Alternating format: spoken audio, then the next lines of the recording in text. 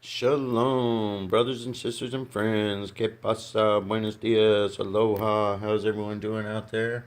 Hope all is well out there in the world. Know that the kingdom's coming as long as we learn to love one another. Anyway, just wanted to share a little bit in the word today. Hope everyone had a wonderful Memorial weekend. Today is Monday. But anyway, wanted to share in the second epistle of Timothy. It says, "The Lord knows those who are his, and let everyone who names the name of Christ depart from their sins." It says, "But in a great house there are not only vessels of gold and silver, but also of wood and clay, some for honor and some for dishonor." Now what that means is there's going to be different types of vessels in the kingdom. Okay, some are vessels of gold and silver. People that overcome, they become gold and silver. Ones who really learn how to love, get rid of their vanity and pride and selfishness, thinking they're better than anybody out there, because we're no better than the next man. But those who realize that when they see somebody out there who names the name of Christ here, okay, they see the Christ in that person and not the fault. Well, that person becomes a vessel of wood, gold, and silver. They're actually no longer wood and clay, because right here, 21, "Therefore, if anyone cleanses himself from the latter, which is wood and clay, he will be a vessel for honor." Okay? He'll be for honor, not dishonor. But still, our Father's going to use the dishonorable for himself too, because he makes even the bad for the day of calamity. Okay? And then you'll be sanctified and useful for our Master, prepared for every good work. So, brothers and sisters, what that's telling us is, if we popped over to Revelations chapter 21, I believe. Oh, chapter 21, all things made new. This is given a thing of all. This is the new heaven and new earth. Okay? It says, "He who overcomes shall inherit all things."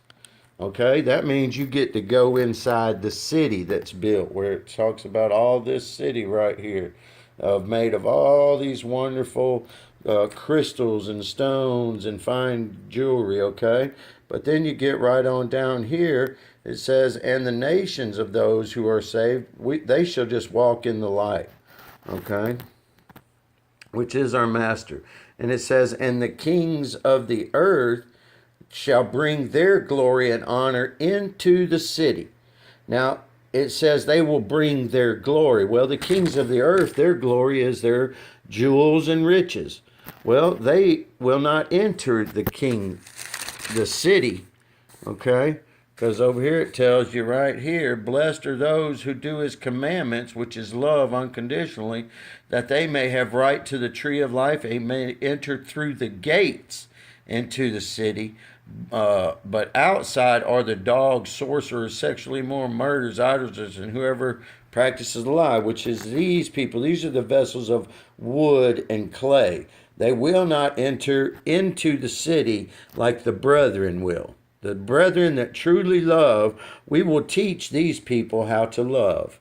Okay? But they will bring their riches to us in the next life, if we overcome, and I'm included. Okay? So I'm not above the rest. Mark 9:38 through 41 tells us about going around.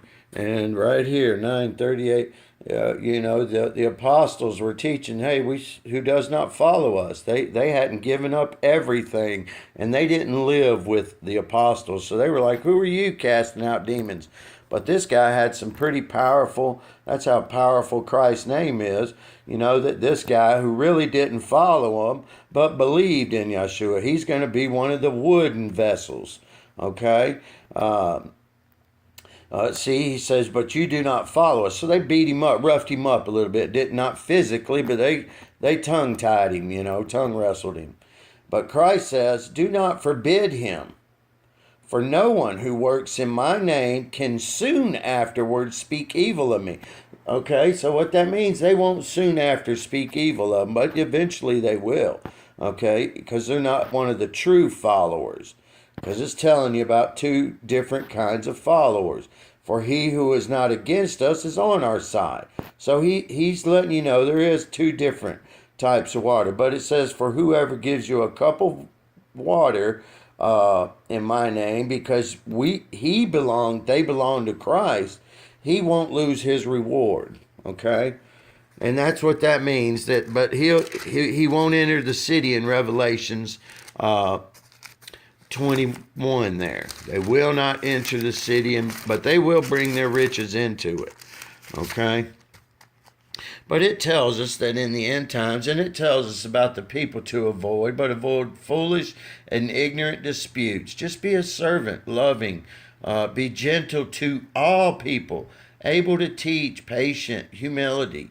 Okay, correcting in love. Okay, love. If you bring in division, that's not from God, and you can direct that. You can turn away from that, as it tells. Okay. It says, because in the end, people will be lovers of themselves. They will be lovers of money, proud, unloving, unforgiving. Okay?